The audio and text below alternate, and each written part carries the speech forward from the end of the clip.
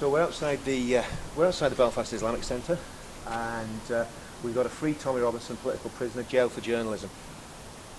Tommy reported on stories about Islamic extremism and the racist rape gangs that have been operating in the United Kingdom. And I think if Tommy was actually in Belfast, he'd probably be reporting on the Belfast Islamic Centre, because there are questions that need to be asked about the Belfast Islamic Centre. Several years ago, a pastor from Belfast was prosecuted for saying derogatory things about the religion of Islam. He described it as satanic and heathen, and he was dragged through the courts. As far as we know, the people that reported him to the police were from this Belfast Islamic Centre. Also, Islamic sources tell us that this Islamic Centre is a Salafi Islamic Centre. Now, the Salafi strain of Islam is the most extreme form of Islam that you will come across. They take everything literally. ISIS would describe themselves as a Salafist organisation. Al-Qaeda would describe themselves as a Salafist organisation. So there's a lot of questions to be asked about this mosque. This mosque is also affiliated with the Muslim Council of Britain. Now, if anyone knows anything about the Muslim Council of Britain, the Muslim Council of Britain, one of the founder members was a Bangladeshi war criminal who is sentenced to death for the atrocities that were carried out in the Bangladeshi genocide in the early 1970s. The Muslim Council of Britain is also known to be associated with the extremist group Jamaat al-Islami and also the Muslim Brotherhood.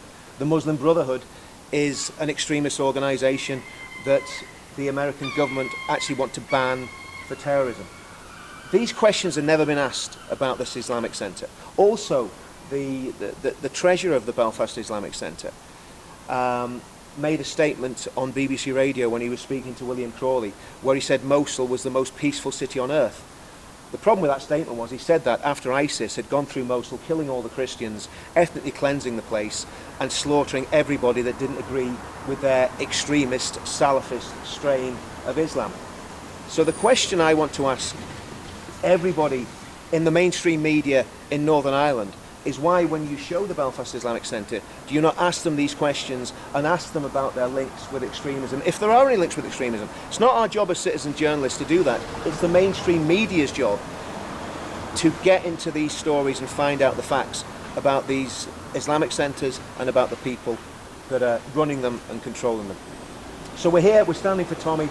Tommy would be all over this. Tommy is in prison because he's taking a stand against radical Islam. It's as simple as that. And the reality is, Tommy Robinson is a victim of Sharia law.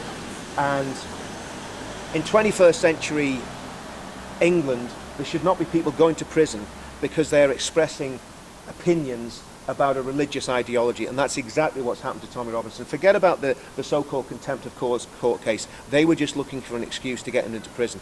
And we want to see Tommy Robinson free. We want to see Tommy Robinson out of prison. And we want to see the day stop when people are jailed for journalism.